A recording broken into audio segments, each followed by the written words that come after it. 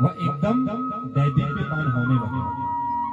इत्थम शरद स्वच्छ दलम पद्माकर सुगंधिना नविशदनायुनावातम सगो गोपाल गोच्युतः। महाराज भगवान अपने गायों को चराते हुए भगवान जब दिव्य बांसुरी बजाते हैं तो भगवान की जो गायें हैं वो एकदम मंत्रमुग्ध होकर के भगवान की बांसुरी को सुनते हैं। भगवान जब बांसुरी बजाते हैं तो महाराज जो जल है वो एकदम पाषाण हो जाता है। जो गायें हैं वो एकदम घास चरना छोड़ देती हैं और भगवान की दिव्य बांसुरी की उस धुन को सुनना प्रारंभ कर देती है। एक बार स्वामी विवेकानंद जी महाराज जब अमेरिका की यात्रा पर गए तो महाराज उनसे किसी ने पूछा कि भैया हमने सुना है कि आपके जो कृष्ण हैं जब वो बांसुरी बजाते थे तो गायें चरना छोड़ देती थी, घास खाना छोड़ देती थी और बांसुरी के उस कलरव को उसका पान किया करती थी। तो क्या यह सत्य है? स्वामी विवेकानंद जी कहते हैं कि महाराज आपका जो प्रश्न है उसका हम प्रति उत्तर देंगे।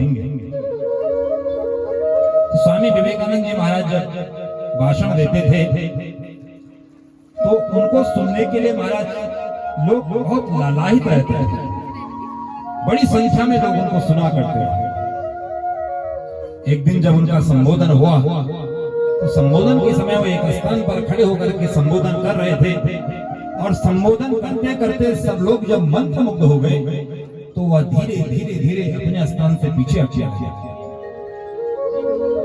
और जब पीछे हटने लगे तो सारी जो जनता है वो उनके पीछे पीछे चलने लगे। तो महाराज जब एक स्थान पर खड़े होकर के स्वामी विवेकानंद जी महाराज कहते हैं कि जब सामान्य मनुष्य की वाणी को सुनकर के आप मंत्रमुग्ध हो सकते हैं, यहाँ तक पहुंच सकते हैं, तो भैया वो तो साक्षात परमात्मा है।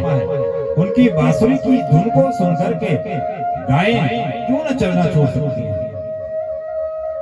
इस प्रकार से उन्होंने भगवान ने अपनी बांसुरी के द्वारा उनको गायों को मंत्रमुग्ध किया। बोलो भगवत्सल भगवान की, बोलो बंसी वारे की। महाराज आप सुंदर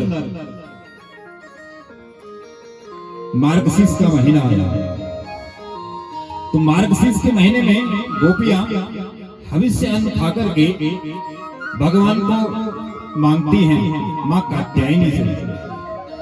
कात्यायनी महामाये महायोगिन्यधीश्वरी नंद गोप सुतम देवी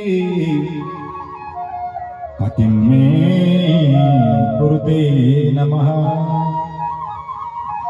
महाराज मांगती है मां कात्यायनी से कि हमें भगवान श्री कृष्ण पति के रूप में प्राप्त हो। तो क्या करती हैं? प्रातः काल जाकर के यमुना जी में स्नान करते हैं। तो यमुना जी में स्नान करने के तत्पश्चात वह माँ का व्रत करती हैं और व्रत करने के तत्पश्चात भगवान से मांगती है कि हमें कृष्ण जो है पति के रूप में प्राप्त हो। लेकिन भैया कात्यायनी माँ की पूजा करना भी ठीक है, लेकिन जब जलाशय में जाती हैं तो वहां जाकर के नग्न स्नान करती हैं और जलाशयों में कभी भी नग्न स्नान नहीं करना चाहिए, अर्धरात्रि में स्नान नहीं करना चाहिए। तो भगवान ने कहा हमको मांगती हैं ये तो ठीक है, लेकिन वरुण का अपमान करती हैं। तो जैसे ही गोपियां उस जलाशय में स्नान करने के लिए गई, वस्त्रों को उतार करके कदम्ब के वृक्ष पर रख दिया, तो भगवान ने क्या किया? उन सारे वस्त्रों को चुरा करके भगवान ले गए और पेड़ पर बैठ गए। जैसे ही महाराज गोपियों ने स्नान किया, स्नानोपरांत जब बाहर आने लगी तो देखा तो वस्त्र ही नहीं। चारों ओर देखा तो कृष्ण वृक्ष पर दिखाई दिए, और जब कृष्ण वृक्ष पर दिखाई दिए तो कृष्ण से कहते हैं कि अरे कृष्ण भैया, पहले तुम दूध दही माखन चुराया करते थे, आज तुमने हमारे वस्त्रों को भी चुरा लिया है, हमारे वस्त्रों को लौटा दो, अन्यथा हम राजा से जाकर की शिकायत करेंगे। तो भगवान कहते हैं जाओ, पहले तुम राजा से ही शिकायत करके आओ। एक बहन कहती कि देवी जाओगी कैसे, भैया वस्त्र तो कृष्ण के पास में है।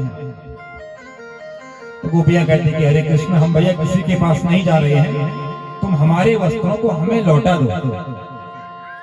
तो भगवान कहते हैं कि देवी, अगर आपको आपके वस्त्र चाहिए, जिस प्रकार आप स्नान करने गए थे उसी अवस्था में आप जलाशय से बाहर आ जाओ। गोपियां कहती कि प्रभु उस समय आप नहीं थे, इसलिए इस समय आप हो, हम आपके सामने इस अवस्था में कैसे आ सकते हैं। भगवान कहते हैं यही तुम्हारा अज्ञान है, हम हर समय हर स्थिति में विद्यमान हैं।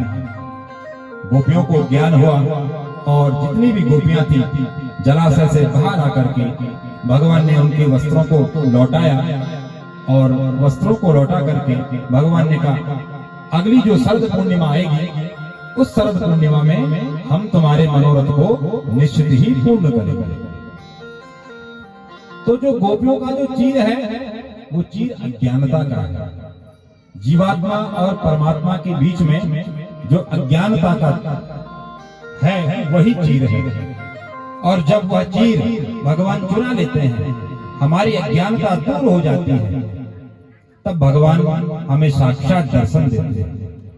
इसलिए भगवान ने उनकी अज्ञानता को दूर किया और महाराज में आने का भगवान ने निमंत्रण दिया। तब जाकर के गोपियों को ज्ञान हुआ और उन्होंने वस्त्रों को धारण करके भगवान श्री कृष्ण को मांगने के लिए मां कात्यायनी की पूजा की। बोलो भक्तवत्सल भगवान की।